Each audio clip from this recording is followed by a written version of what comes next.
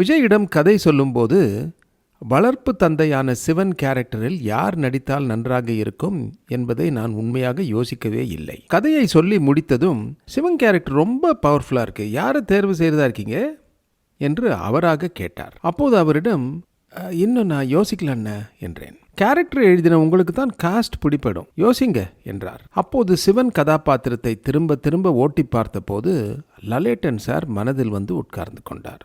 மறுநாள் விஜய் அண்ணாவை சந்தித்து லலேட்டன் சார் பண்ணால் நச்சுன்னு இருக்கும் என்று சொன்னேன். சூப்பராக இருக்கும், ஆனால் அவர் ஒத்துப்பாரா என்றார் விஜய். முயற்சி பண்ணுறேன் என்று சொல்லிவிட்டு மறுநாளே விமானத்தில் திருவனந்தபுரம் போய் லாலேட்டன் சாரை சந்தித்து கதையை சொன்னேன். அவருக்கும் கதை மிகவும் பிடித்து விட்டது. அவர் ஹாப்பியாகி கண்டிப்பாக நான் பண்ணுறேன், எனக்கு எக்ஸ்ட்ராவாக எதுவும் யோசிக்க வேண்டாம், ஸ்கிரிப்டில் கேரக்டருக்கு என்ன இருக்கோ அது போதும், அதுதான் ஆடியன்ஸுக்கு ஃபீல் குட்டாக இருக்கும்.